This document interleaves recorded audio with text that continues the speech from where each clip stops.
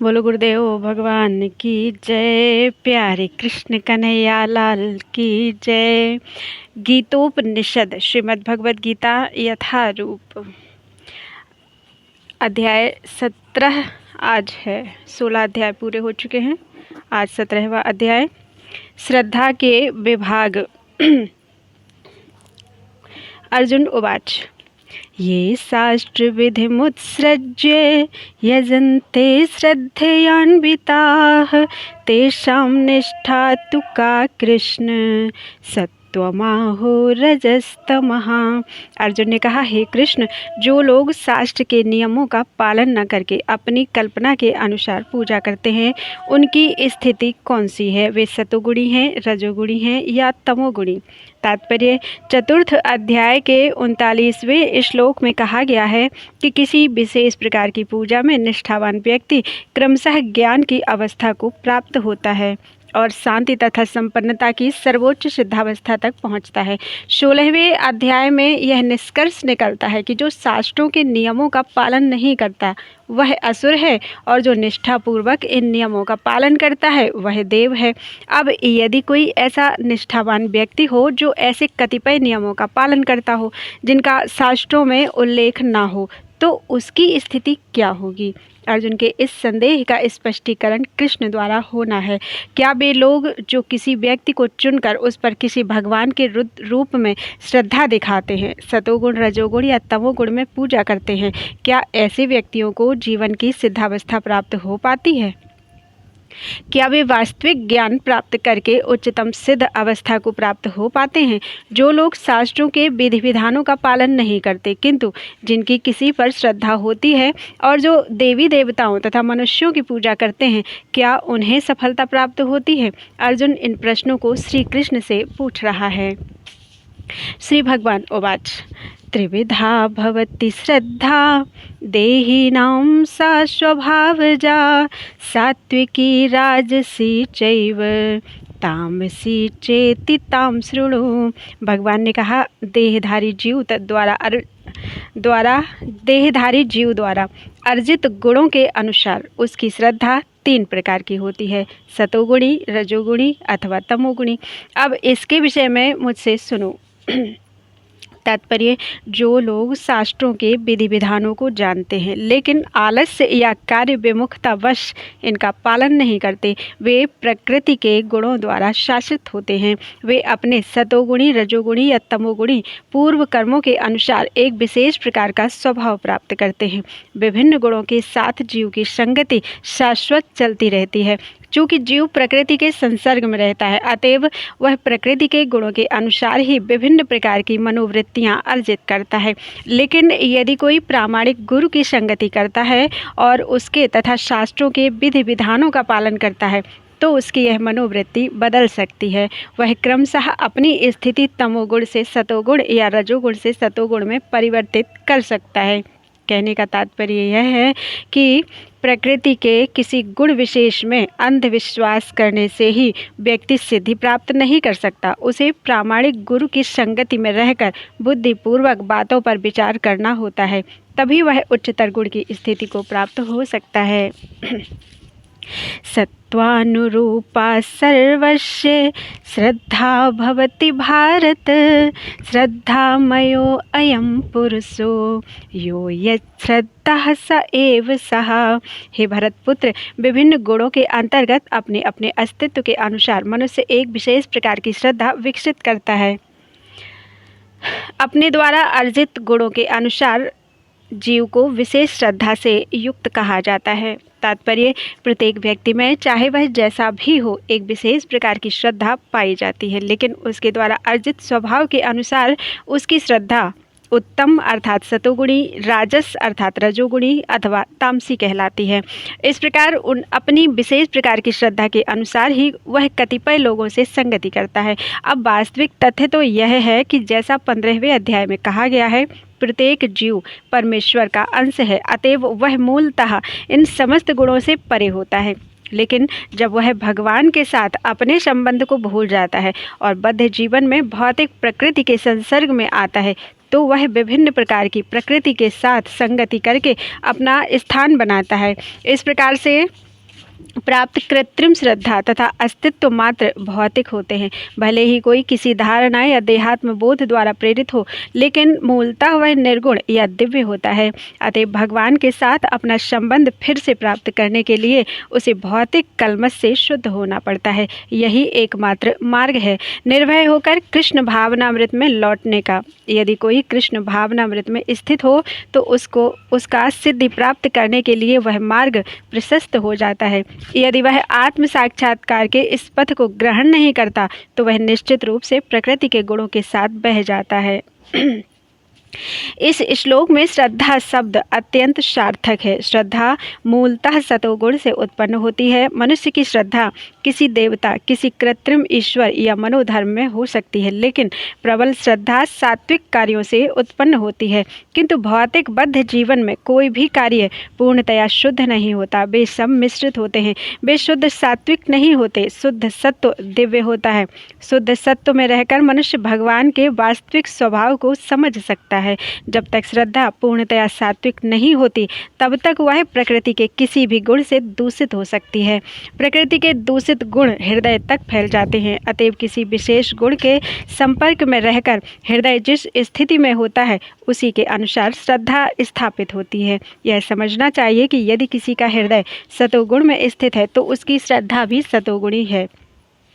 यदि हृदय रजोगुण में स्थित है तो उसकी श्रद्धा भी रजोगुणी है, और यदि हृदय तमोगुण में स्थित है तो उसकी श्रद्धा तमोगुणी होती है। इस प्रकार हमें संसार में विभिन्न प्रकार की श्रद्धाएं मिलती हैं, और विभिन्न प्रकार की श्रद्धाओं के अनुसार विभिन्न प्रकार के धर्म होते हैं।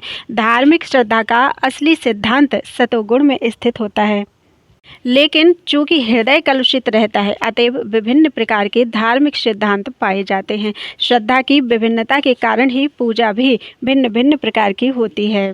यजन्ते सात्विका देवान् यक्ष रक्षांसि राजसाः प्रेतान् भूत गणाश्चान्ये यजन्ते तामसा जनाः। सतोगुणी व्यक्ति देवताओं को पूजते हैं, रजोगुणी यक्षों व राक्षसों को पूजते हैं, और तमोगुणी व्यक्ति भूत प्रेतों को पूजते हैं। तात्पर्य, इस श्लोक में भगवान विभिन्न बाह्य कर्मों के अनुसार पूजा करने वालों के प्रकार बता रहे हैं। शास्त्रों के अनुसार केवल भगवान ही पूजनीय है, लेकिन जो शास्त्रों के आदेशों से अभिज्ञ नहीं या फिर उन पर श्रद्धा नहीं रखते, वे अपनी गुण स्थिति के अनुसार विभिन्न वस्तुओं की पूजा करते हैं। जो लोग सतोगुणी हैं वे सामान्यतया देवताओं की पूजा करते हैं। इन देवताओं में ब्रह्मा, शिव तथा अन्य देवता तथा इंद्र, चंद्र तथा सूर्य सम्मिलित हैं। देवता कई हैं। सतोगुणी लोग किसी विशेष अभिप्राय से किसी विशेष देवता की पूजा करते हैं। इसी प्रकार जो रजोगुणी हैं वे यक्ष राक्षसों की पूजा करते हैं। हमें स्मरण है कि द्वितीय विश्व युद्ध के समय कलकत्ता का एक व्यक्ति हिटलर की पूजा करता था, क्योंकि भला हो उस युद्ध का उसने उसमें काले धंधे से प्रचुर धन संचित कर लिया था। इसी प्रकार जो रजोगुणी तथा तमोगुणी होते हैं वे सामान्यतया किसी प्रबल मनुष्य को ईश्वर के रूप में चुन लेते हैं। वे सोचते हैं कि कोई भी व्यक्ति ईश्वर की तरह पूजा जा सकता है और फल एक सा होगा। यहाँ पर इसका स्पष्ट वर्णन है कि रजोगुणी लोग ऐसे देवताओं की सृष्टि करके उन्हें पूजते हैं, और जो तमोगुणी हैं, अंधकार में हैं, वे प्रेतों की पूजा करते हैं। कभी कभी लोग किसी मृत प्राणी की कब्र पर पूजा करते हैं। मैथुन सेवा भी तमोगुणी मानी जाती है। इसी प्रकार भारत के सुदूर ग्रामों में भूतों की पूजा करने वाले हैं। हमने देखा है कि भारत के निम्न जाति के लोग कभी कभी जंगल में जाते हैं, और यदि उन्हें इसका पता चलता है कि कोई भूत किसी वृक्ष पर रहता है तो वे उस वृक्ष की पूजा करते हैं और बलि चढ़ाते हैं। ये पूजा के विभिन्न प्रकार वास्तव में ईश्वर पूजा नहीं है। ईश्वर पूजा तो सात्विक पुरुषों के लिए है। श्रीमद् भागवत में कहा गया है, सत्वम विशुद्धम वसुदेव शब्दितम। जब व्यक्ति सतोगुणी होता है तो वह वासुदेव की पूजा करता है। तात्पर्य यह है कि जो लोग गुणों से पूर्णतया शुद्ध हो चुके हैं और दिव्य पद को प्राप्त हो चुके हैं, वे ही भगवान की पूजा कर सकते हैं। निर्विशेषवादी सतोगुण में स्थित माने जाते हैं और वे पंच देवताओं की पूजा करते हैं।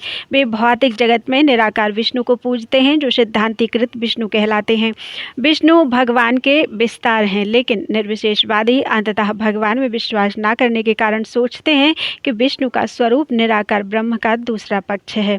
इसी प्रकार वे यह मानते हैं कि ब्रह्मा जी रजोगुण के निराकार रूप हैं, अतः वे कभी कभी 5 देवताओं का वर्णन करते हैं जो पूज्य हैं, लेकिन चूंकि वे लोग निराकार ब्रह्म को वास्तविक सत्य मानते हैं, इसलिए वे अंततः समस्त पूज्य वस्तुओं को त्याग देते हैं। निष्कर्ष यह निकलता है कि प्रकृति के विभिन्न गुणों को दिव्य प्रकृति वाले व्यक्तियों की संगति से शुद्ध किया जा सकता है।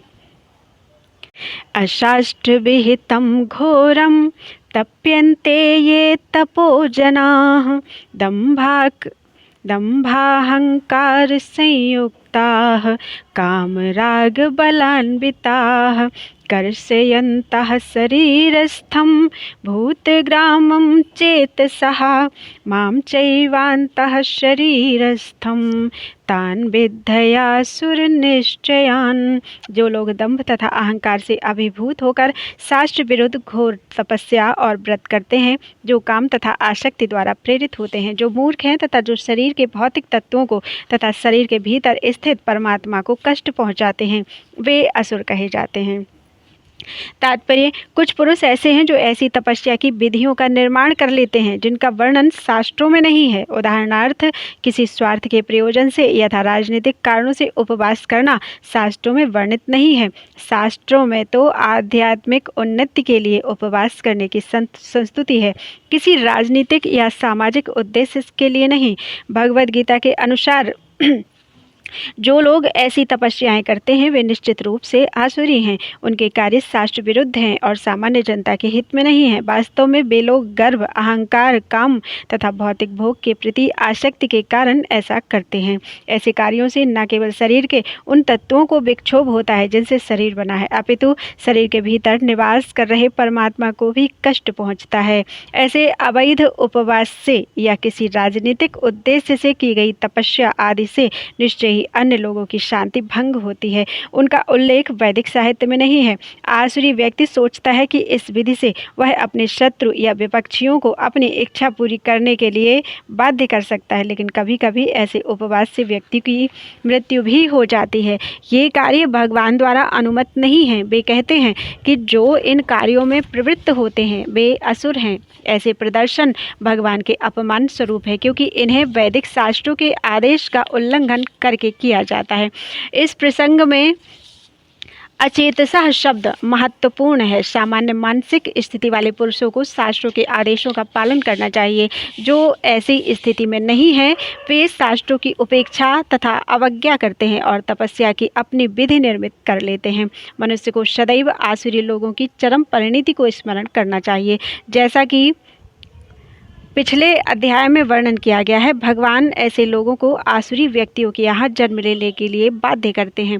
फलस्वरूप वे भगवान के साथ अपने संबंध को जाने बिना जन्म जन्मांतर आसुरी जीवन में रहते हैं। किंतु यदि ऐसे व्यक्ति इतने भाग्यशाली हुए कि कोई गुरु उनका मार्गदर्शन करके उन्हें वैदिक ज्ञान के मार्ग पर ले जा सके, तो वे इस भवबंधन से छूटकर अंततो गत्वा परम गति को प्राप्त होते हैं। आहारस्त्वपि सर्वस्य त्रिविधो भवति प्रियः यज्ञस्तपसः तथा दानं तेषां भेदमिमं शृणु। यहाँ तक कि प्रत्येक व्यक्ति जो भोजन पसंद करता है वह भी प्रकृति के गुणों के अनुसार 3 प्रकार का होता है। यही बात यज्ञ, तपस्या तथा दान के लिए भी सत्य है। अब उनके भेदों के विषय में सुनो। तात्पर्य: प्रकृति के भिन्न भिन्न गुणों के अनुसार भोजन, यज्ञ, तपस्या और दान में भेद होते हैं। वे सब एक से नहीं होते। जो लोग यह समझ सकते हैं कि गुण में क्या क्या करना चाहिए वे वास्तव में बुद्धिमान हैं। जो लोग सभी प्रकार के यज्ञ, भोजन या दान को एक सा मानकर उनमें अंतर नहीं कर पाते वे अज्ञानी हैं। ऐसे भी प्रचारक लोग हैं जो यह कहते हैं कि मनुष्य जो चाहे वह कर सकता है और सिद्धि प्राप्त कर सकता है, लेकिन ये मूर्ख मार्गदर्शक शास्त्रों के आदेशानुसार कार्य नहीं करते। ये अपनी विधियां बनाते हैं और सामान्य जनता को भ्रांत करते रहते हैं। आयुः सत्त्वबलारोग्य सुख प्रीति विवर्धनाः रस्याः स्निग्धाः स्थिरा हृद्या आहाराः सात्विक प्रियाः। जो भोजन सात्विक व्यक्तियों को प्रिय होता है वह आयु बढ़ाने वाला होता है, जीवन को शुद्ध करने वाला होता है तथा बल, स्वास्थ्य, सुख तथा तृप्ति प्रदान करने वाला होता है। ऐसा भोजन रसमय, स्निग्ध, स्वास्थ्यप्रद तथा हृदय को भाने वाला होता है। कटव अम्ल लवणाति अति उष्ण तीक्ष्ण रूक्ष विदाहिनः आहारा राजसस्येष्टा दुख शोकामय प्रदाः। अत्यधिक तिक्त, खट्टे, नमकीन, गरम, चटपटे, शुष्क तथा जलन उत्पन्न करने वाले भोजन रजोगुणी व्यक्तियों को प्रिय होते हैं। ऐसे भोजन दुख, शोक तथा रोग उत्पन्न करने वाले होते हैं। यातयामं गतरसं पूति पर्युषितं च यत् उच्छिष्टमपि चामेध्यं भोजनम तामस प्रियम। खाने से 3 घंटे पूर्व पकाया गया स्वादहीन, वियोजित एवं सड़ा, जूठा तथा अस्पृश्य वस्तुओं से युक्त भोजन उन लोगों को प्रिय होता है जो तामसी हैं। तात्पर्य: आहार अर्थात भोजन का उद्देश्य आयु को बढ़ाना, मस्तिष्क को शुद्ध करना तथा शरीर को शक्ति पहुंचाना है। इसका यही एकमात्र उद्देश्य है। प्राचीन काल में विद्वान पुरुष ऐसा भोजन चुनते थे जो स्वास्थ्य तथा आयु को बढ़ाने वाला हो, यथा दूध के व्यंजन, चीनी, चावल, गेहूं, फल तथा तरकारियां। ये भोजन सतोगुणी व्यक्तियों को अत्यंत प्रिय होते हैं। अन्य कुछ पदार्थ जैसे भुना मक्का तथा गुड़ स्वयं रुचिकर न होते हुए भी दूध या अन्य पदार्थों के साथ मिलने पर स्वादिष्ट हो जाते हैं, तब वे सात्विक हो जाते हैं। ये सारे भोजन स्वभाव से ही शुद्ध हैं। ये मांस तथा मदिरा जैसे अस्पृश्य पदार्थों से सर्वथा भिन्न हैं। 8वें श्लोक में जिन स्निग्ध अर्थात चिकने पदार्थों का उल्लेख है उनका पशुवध से प्राप्त चर्बी से कोई नाता नहीं है। यह वसा दुग्ध के रूप में उपलब्ध है जो समस्त भोजनों में परम चमत्कारी है। दुग्ध, मक्खन, पनीर तथा अन्य पदार्थों से जो पशु चर्बी मिलती है उससे निर्दोष पशुओं के मारे जाने का प्रश्न नहीं उठता। यह केवल पार्श्विक मनोवृत्ति है जिसके कारण पशुवध चल रहा है। आवश्यक चर्बी प्राप्त करने की सुसंस्कृत विधि दूध से है। पशुवध तो अमानवीय है। मटर, दाल, दलिया आदि से प्रचुर मात्रा में प्रोटीन उपलब्ध होता है। जो राजस भोजन कटु, बहुत लवणीय या अत्यधिक गर्म, चरपरा होता है वह आमाशय की श्लेष्मा को घटाकर रोग उत्पन्न करता है। तामसी भोजन अनिवार्यतः बासी होता है।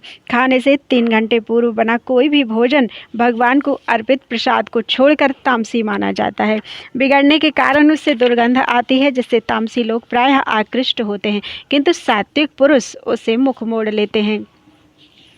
उच्छिष्ट अर्थात जूठा भोजन उसी अवस्था में किया जा सकता है जब वह उस भोजन का एक अंश हो जो भगवान को अर्पित किया जा चुका हो या कोई साधु पुरुष विशेष रूप से गुरु द्वारा ग्रहण किया जा चुका हो। अन्यथा ऐसा जूठा भोजन तामसी होता है और वह संदूषण या रोग को बढ़ाने वाला होता है। यद्यपि ऐसा भोजन तामसी लोगों को स्वादिष्ट लगता है, लेकिन सतोगुणी उससे ना तो छूना पसंद करते हैं न खाना। सर्वोत्तम भोजन तो भगवान को समर्पित भोजन का उच्छिष्ट है। भगवद गीता में परमेश्वर जी कहते हैं कि वे तरकारियां, आटे तथा दूध की बनी वस्तुएं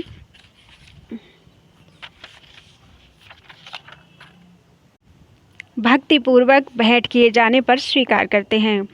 पत्रम, पुष्पम, फलम, तोयम। निसंदेह भक्ति तथा प्रेम ही प्रमुख वस्तुएं हैं जिन्हें भगवान स्वीकार करते हैं, लेकिन इसका भी उल्लेख है कि प्रसादम को एक विशेष विधि से बनाया जाए। कोई भी भोजन जो शास्त्रीय ढंग से तैयार किया जाता है और भगवान को अर्पित किया जाता है ग्रहण किया जा सकता है, भले ही वह कितने ही घंटे पूर्व क्यों न तैयार हो, क्योंकि ऐसा भोजन दिव्य होता है। अतः भोजन का रोगाणुरोधक, खाद्य तथा सभी मनुष्यों के लिए रुचिकर बनाने के लिए सर्वप्रथम भगवान को अर्पित करना चाहिए। अफलाकांक्षिभिर्यज्ञो विधिदिष्टो य इज्यते यष्टव्यमेवेति मनः समाधाय स सात्विकः। यज्ञों में वही यज्ञ सात्विक होता है जो शास्त्र के निर्देशानुसार कर्तव्य समझकर उन लोगों के द्वारा किया जाता है जो फल की इच्छा नहीं करते। तात्पर्य: सामान्यतया यज्ञ किसी प्रयोजन से किया जाता है, लेकिन यहाँ पर बताया गया है कि यज्ञ बिना किसी इच्छा के संपन्न किया जाना चाहिए। इसे कर्तव्य समझकर किया जाना चाहिए। उदाहरणार्थ मंदिरों या गिरजाघरों में मनाए जाने वाले अनुष्ठान सामान्यतया भौतिक लाभ को दृष्टि में रखकर किए जाते हैं, लेकिन यह सतोगुण में नहीं है। मनुष्य को चाहिए कि वह कर्तव्य मानकर मंदिर या गिरजाघर में जाए, भगवान को नमस्कार करे और फूल तथा प्रसाद चढ़ाए। प्रत्येक व्यक्ति सोचता है कि केवल ईश्वर की पूजा करने के लिए मंदिर जाना व्यर्थ है, लेकिन शास्त्रों में आर्थिक लाभ के लिए पूजा करने का आदेश नहीं है। मनुष्य को चाहिए कि केवल अर्चा विग्रह को नमस्कार करने जाए, इससे मनुष्य सतोगुण को प्राप्त होगा। प्रत्येक सभ्य नागरिक का कर्तव्य है कि वह शास्त्रों के आदेशों का पालन करे और भगवान को नमस्कार करे। अभिसंधाय तु फलम दंभ अर्थमपि चैव यत् युज्यते भरत श्रेष्ठतम यज्ञम विद्धि राजसम। लेकिन हे भरत श्रेष्ठ, जो यज्ञ किसी भौतिक लाभ के लिए या गर्ववश किया जाता है, उसे तुम राजसी जानो। तात्पर्य, कभी कभी स्वर्गलोक पहुँचने या किसी भौतिक लाभ के लिए यज्ञ तथा अनुष्ठान किए जाते हैं। ऐसे यज्ञ या अनुष्ठान राजसी माने जाते हैं। विधिहीनम सृष्टान्नम मंत्रहीनम दक्षिणम श्रद्धा विरहितम यज्ञम तामसम परिचक्षते। जो यज्ञ शास्त्र के निर्देशों की अवहेलना करके प्रसाद वितरण किए बिना, वैदिक मंत्रों का उच्चारण किए बिना, पुरोहितों को दक्षिणा दिए बिना तथा श्रद्धा के बिना संपन्न किया जाता है, वह तामसी माना जाता है। तात्पर्य, तमोगुण में श्रद्धा वास्तव में अश्रद्धा है। कभी कभी लोग किसी देवता की पूजा धन अर्जित करने के लिए करते हैं और फिर वे इस धन को शास्त्र के निर्देशों की अवहेलना करके मनोरंजन में व्यय करते हैं। ऐसे धार्मिक अनुष्ठानों को सात्विक नहीं माना जाता, ये तामसी होते हैं। इनसे तामसी प्रवृत्ति उत्पन्न होती है और मानव समाज को कोई लाभ नहीं पहुंचता। देव द्विज गुरु प्राज्ञ पूजनम शौच मार्जवम ब्रह्मचर्यम अहिंसा च शारीरम तप उच्यते। परमेश्वर, ब्राह्मणों, गुरु, माता पिता जैसे गुरुजनों की पूजा करना तथा पवित्रता, सरलता, ब्रह्मचर्य और अहिंसा ही शारीरिक तपस्या है। तात्पर्य, यहाँ पर भगवान तपस्या के भेद बताते हैं। सर्वप्रथम वे शारीरिक तपस्या का वर्णन करते हैं। मनुष्य को चाहिए कि वह ईश्वर या देवों, योग्य ब्राह्मणों, गुरु तथा माता पिता जैसे गुरुजनों या वैदिक ज्ञान में पारंगत व्यक्ति को प्रणाम करे या प्रणाम करना सीखे। इन सब का समुचित आदर करना चाहिए। उसे चाहिए कि आंतरिक तथा बाह्य रूप में अपने को शुद्ध करने का प्रयास करे और आचरण में सरल बनना सीखे। वह कोई ऐसा कार्य ना करे जो शास्त्र सम्मत ना हो। वह वैवाहिक जीवन के अतिरिक्त मैथुन में रत ना हो, क्योंकि शास्त्रों में केवल विवाह में ही इसकी अनुमति है, अन्यथा नहीं। यह ब्रह्मचर्य कहलाता है। ये सब शारीरिक तपस्याएं हैं। अनुद्वेगकरं वाक्यम सत्यं प्रियहितं च यत् स्वाध्याय अभ्यसनं चैव वाङ्मयं तप उच्यते। सच्चे भाने वाले, हितकर तथा अन्यों को क्षुब्ध ना करने वाले वाक्य बोलना और वैदिक साहित्य का नियमित पारायण करना, यही वाणी की तपस्या है। तात्पर्य, मनुष्य को ऐसा नहीं बोलना चाहिए कि दूसरों के मन क्षुब्ध हो जाएं। निसंदेह जब शिक्षक बोले तो वह अपने विद्यार्थियों को उपदेश देने के लिए सत्य बोल सकता है, लेकिन उसी शिक्षक को चाहिए कि यदि वह उनसे बोले जो उनके विद्यार्थी नहीं हैं, तो उनके मन को क्षुब्ध करने वाला सत्य ना बोले। यही वाणी की तपस्या है। इसके अतिरिक्त प्रलाप अर्थात व्यर्थ की वार्ता नहीं करनी चाहिए। आध्यात्मिक क्षेत्रों में बोलने की विधि यह है कि जो भी कहा जाए वह शास्त्र सम्मत हो। उसे तुरंत ही अपने कथन की पुष्टि के लिए शास्त्रों का प्रमाण देना चाहिए। इसके साथ साथ वह बात सुनने में अति प्रिय लगनी चाहिए। ऐसी विवेचना से मनुष्य को सर्वोच्च लाभ और मानव समाज का उत्थान हो सकता है। वैदिक साहित्य का विपुल भंडार है और इसका अध्ययन किया जाना चाहिए। यही वाणी की तपस्या कही जाती है। मनः प्रसादः सौम्यत्वं मौनम् आत्मविनिग्रहः भावसंशुद्धिरित्येतत् तपोमान समुच्यते। तथा संतोष, सरलता, गंभीरता, आत्मसंयम एवं जीवन की शुद्धि, ये मन की तपस्याएं हैं। तात्पर्य, मन को संयमित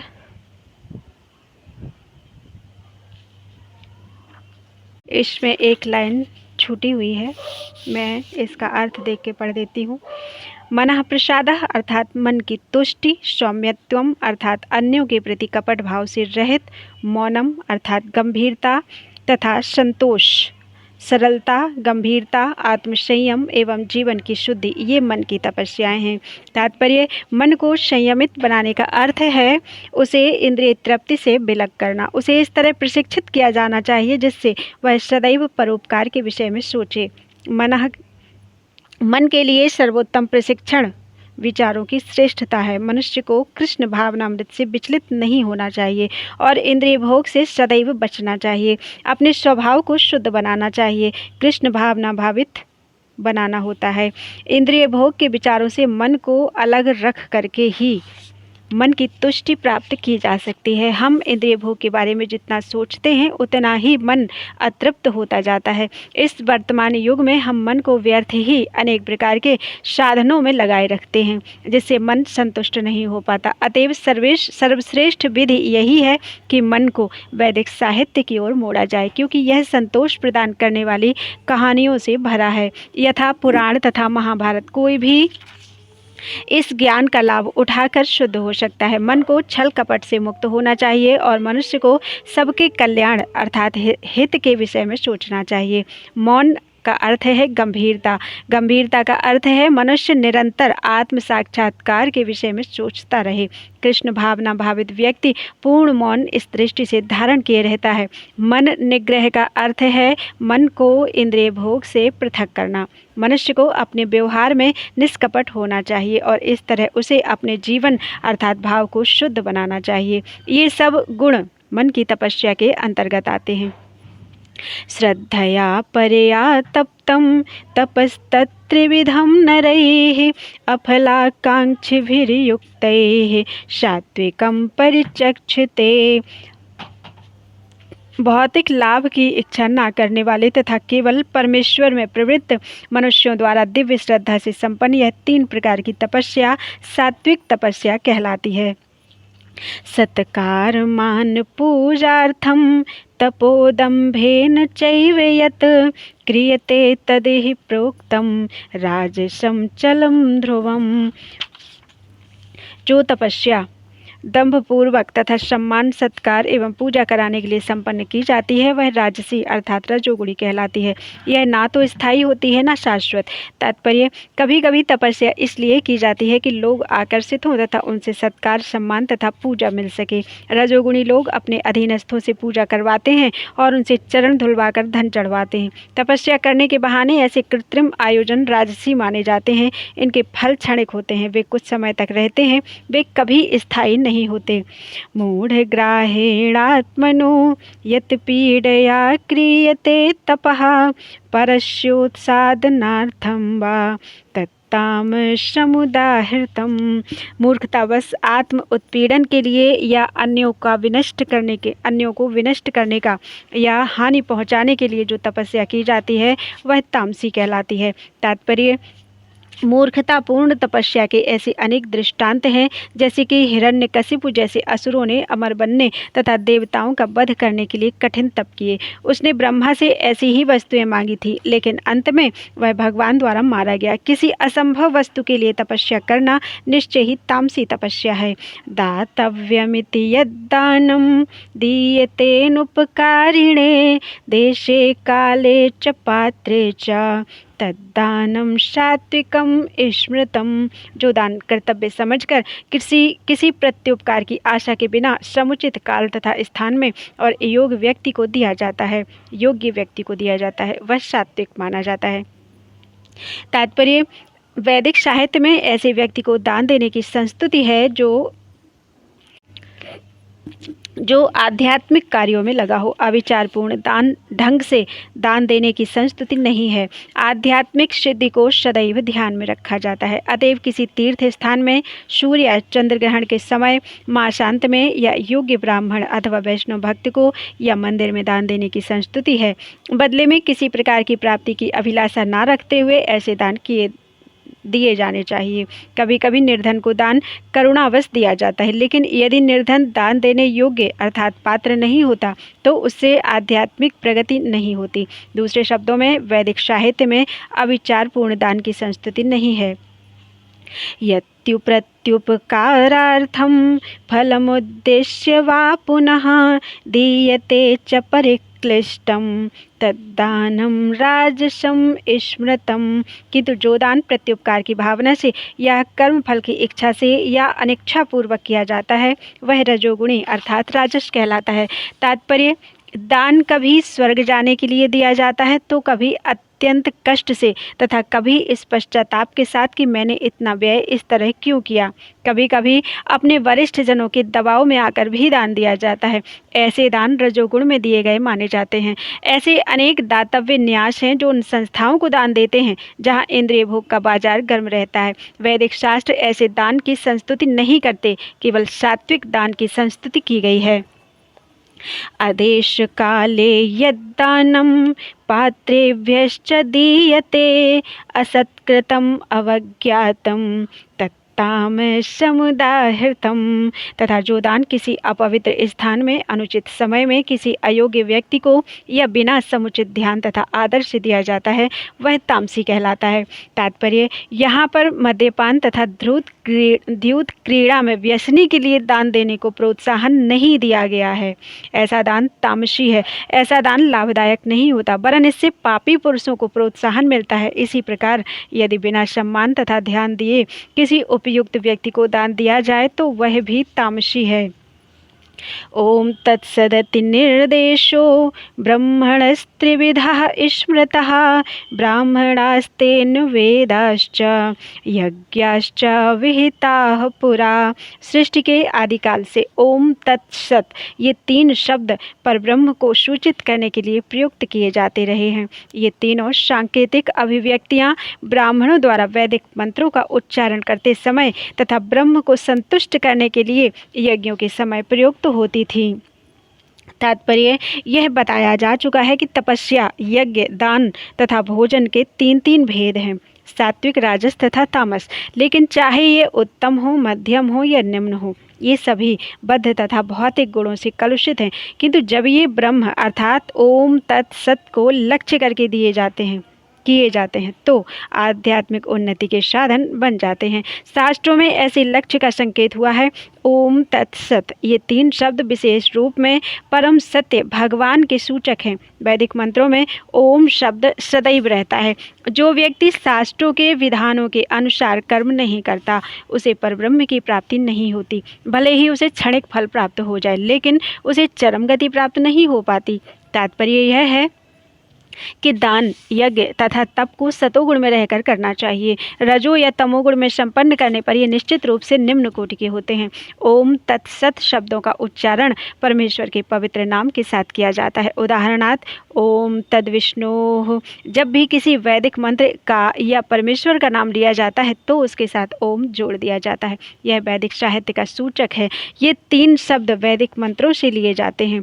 ओम तद ब्रह्मणो नेदिष्ठम नाम ऋग्वेद प्रथम लक्ष्य का सूचक है। फिर तत्त्वम असि छांदोग्य उपनिषद दूसरे लक्ष्य का सूचक है तथा सद एव सौम्य छांदोग्य उपनिषद तृतीय लक्ष्य का सूचक है। ये तीनों मिलकर ओम तत्सत हो जाते हैं। आदिकाल में जब प्रथम जीवात्मा ब्रह्मा ने यज्ञ किए तो उन्होंने इन तीनों शब्दों के द्वारा भगवान को लक्षित किया था। अतएव गुरु परंपरा द्वारा उसी सिद्धांत का पालन किया जाता रहा है। अतः इस मंत्र का अत्यधिक महत्व है। अतएव भगवद गीता के अनुसार कोई भी कार्य ओम तत्सत के लिए अर्थात भगवान के लिए किया जाना चाहिए। जब कोई इन तीनों शब्दों के द्वारा तप, दान अथवा यज्ञ तथा यज्ञ संपन्न करता है तो वह कृष्ण भावनामृत में कार्य करता है। कृष्ण भावनामृत दिव्य कार्यों का वैज्ञानिक कार्यान्वयन है जिससे मनुष्य भगवत धाम वापस जा सके। ऐसी दिव्य विधि से कर्म करने में शक्ति का क्षय नहीं होता। तस्माद् ओम इत्युदाहृत्य यज्ञदान तपः क्रियाः प्रवर्तन्ते विधानोक्ताः सततं ब्रह्मवादिनाम्। अतएव योगी जन ब्रह्म की प्राप्ति के लिए शास्त्रीय विधि के अनुसार यज्ञ, दान तथा तप की समस्त क्रियाओं का शुभारंभ सदैव ओम से करते हैं। तात्पर्य: ओम तद्विष्णु परमं पदम। विष्णु के चरण कमल परम भक्ति के आश्रय हैं। भगवान के लिए संपन्न हर एक क्रिया सारे कार्य क्षेत्र की सिद्धि निश्चित कर देती है। तदित्यनभिसन्धाय फलं यज्ञ तपः क्रियाः दान क्रियाश्च विविधाः क्रियन्ते मोक्षकांक्षिभिः। मनुष्य को चाहिए कि कर्म फल की इच्छा किए बिना विविध प्रकार के यज्ञ, तप तथा दान को तत्शब्द कहकर संपन्न करे। ऐसी दिव्य क्रियाओं का उद्देश्य भवबंधन से मुक्त होना है। तात्पर्य: आध्यात्मिक पद तक उठने के लिए मनुष्य को चाहिए कि किसी लाभ के निमित्त कर्म ना करे। सारे कार्य भगवान के परम धाम वापस जाने के उद्देश्य से किए जाएं, जो चरम उपलब्धि है। सद्भावे साधुभावे च तत्प्रयुज्यते प्रशस्ते कर्मणि तथा सच्छब्दः पार्थयुज्यते यज्ञे तपसि दाने च स्थितिः सदिति चोच्यते कर्म चैव तदर्थीयं सदित्येवाभिधीयते। परम सत्य भक्तिमय यज्ञ का लक्ष्य है और उसे सत शब्द से अभिहित किया जाता है। हे प्रथापुत्र, ऐसे यज्ञ का संपन्न करता भी सत कहलाता है। जिस प्रकार यज्ञ, तप तथा दान के सारे कर्म भी जो परम पुरुष को प्रसन्न करने के लिए संपन्न किए जाते हैं, सत हैं।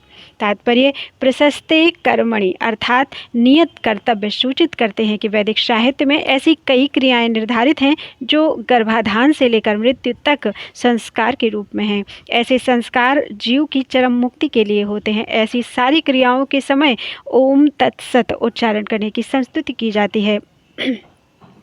सद्भाव तथा साधुभाव आध्यात्मिक स्थिति के सूचक हैं। कृष्ण भावनामृत में कर्म करना सत है और जो व्यक्ति कृष्ण भावनामृत के कार्यों के प्रति सचेष्ट रहता है वह साधु कहलाता है। श्रीमद् भागवत में कहा गया है कि भक्तों की संगति से आध्यात्मिक विषय स्पष्ट हो जाता है। इसके लिए सताम प्रसंगात शब्द व्यवहृत हुए हैं। बिना सत्संग के दिव्य ज्ञान उपलब्ध नहीं हो पाता। किसी को दीक्षित करते समय या यज्ञोपवीत धारण करते समय ओम तत्सत शब्दों का उच्चारण किया जाता है। इसी प्रकार सभी प्रकार के यज्ञ करते समय ओम तत्सत या ब्रह्म ही चरम लक्ष्य होता है। तदर्थीयम शब्द ब्रह्म का प्रतिनिधित्व करने वाले किसी भी कार्य में सेवा करने का सूचक है, जिसमें भगवान के मंदिर में भोजन पकाना तथा सहायता करने जैसी सेवाएं या भगवान के यश का प्रसार करने वाला अन्य कोई भी कार्य सम्मिलित है। इस तरह ओम तत्सत शब्द समस्त कार्यों को पूरा करने के लिए कई प्रकार से प्रयुक्त किए जाते हैं। अश्रद्धया हुतं दत्तं तपस्तप्तं कृतं च यत् असदित्युच्यते पार्थ न च तत्प्रेत्य नो इह। हे पार्थ, श्रद्धा के बिना यज्ञ, दान या तप के रूप में जो भी किया जाता है वह नश्वर है, वह असत कहलाता है और इस जन्म तथा अगले जन्म दोनों में ही व्यर्थ जाता है। तात्पर्य: चाहे यज्ञ हो, दान हो या तप हो, बिना आध्यात्मिक लक्ष्य के व्यर्थ रहता है। अतएव इस श्लोक में यह घोषित किया गया है कि ऐसे कार्य कुत्सित हैं। प्रत्येक कार्य कृष्ण भावनामृत में रहकर ब्रह्म के लिए किया जाना चाहिए। संपूर्ण वैदिक साहित्य में भगवान में श्रद्धा की संस्तुति की गई है। ऐसी श्रद्धा तथा समुचित मार्गदर्शन के बिना कोई फल नहीं मिल सकता। समस्त वैदिक आदेशों के पालन का चरम लक्ष्य कृष्ण को जानना है। इस सिद्धांत का पालन किए बिना कोई सफल नहीं हो सकता। इसलिए सर्वश्रेष्ठ मार्ग यही है कि मनुष्य प्रारंभ से ही किसी प्रामाणिक गुरु के मार्गदर्शन में कृष्ण भावनामृत में कार्य करे। सब प्रकार से सफल होने का यही मार्ग है। बद्ध अवस्था में लोग देवताओं, भूतों या कुबेर जैसे यक्षों की पूजा के प्रति आकृष्ट होते हैं। यद्यपि सतोगुण, रजोगुण तथा तमोगुण से श्रेष्ठ हैं, लेकिन जो व्यक्ति कृष्ण भावनामृत को ग्रहण करते हैं वह प्रकृति के इन तीनों गुणों को पार कर जाते हैं। यद्यपि क्रमिक उन्नति की विधि है, किंतु शुद्ध भक्तों की संगति से यदि कोई कृष्ण भावनामृत ग्रहण करता है तो यह सर्वश्रेष्ठ मार्ग है। इस अध्याय में इसी की संस्तुति की गई है। इस प्रकार से सफलता पाने के लिए उपयुक्त गुरु प्राप्त करके उसके निर्देशन में प्रशिक्षण प्राप्त करना चाहिए, तभी ब्रह्म में श्रद्धा हो सकती है जब कालक्रम से यह श्रद्धा परिपक्व होती है तो इसे ईश्वर प्रेम कहते हैं। यही प्रेम समस्त जीवों का चरम लक्ष्य है। अतः मनुष्य को चाहिए कि सीधे कृष्ण भावनामृत ग्रहण करें। इस 17वें अध्याय का यही संदेश है। इस प्रकार श्रीमद् भगवद गीता के 17वें अध्याय श्रद्धा के विभाग का भक्ति वेदांत तात्पर्य पूर्ण हुआ। बोलो वृंदावन बिहारी लाल की जय।